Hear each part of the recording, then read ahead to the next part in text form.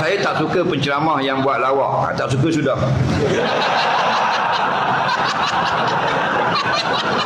Dia bukan buat lawak masalahnya.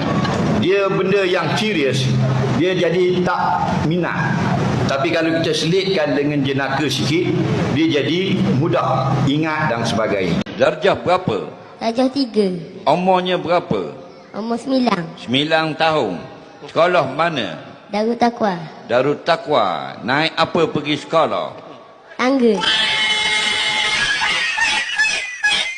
Masuk dalam hutan nak pergi cari cacing nak ngai babi. Babi ni kejar di ke lari. Langgar kita melambung kita. Babi natang babi. Nampak tak? Babi tu paling memang ke babi. Dah, dia lari. Nah, bila tengok roti bodoh, slow ya tahlil. La ilaha illallah. La ilaha illallah. Oh slow. Tu tak jadi juga. Bila nasi minyak, oh la ilaha illallah. La ilaha illallah. Ni sebeh pakai pulah terus ni. Mana? Ini tak betul. Mempengaruhi. Maka tidak ada keikhlasan. Lepas tu Nabi kata, jangan beribadat di hadapan makanan. Nak panggil orang tahlil, panggil jamu, panggil semayang semayang hajat, jangan angkat makanan. Biar dia buat amalan dulu, baru keluar makanan.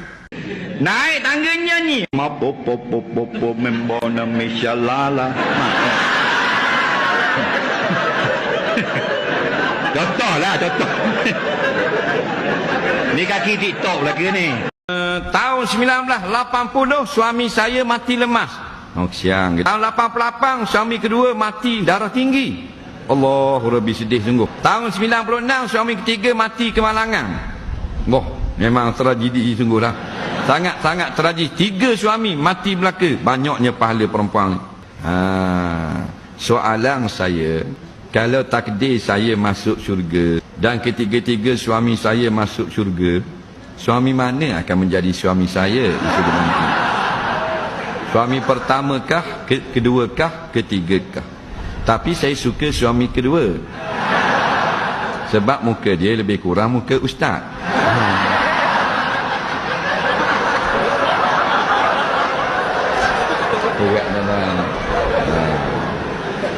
Mu cari pasal ni.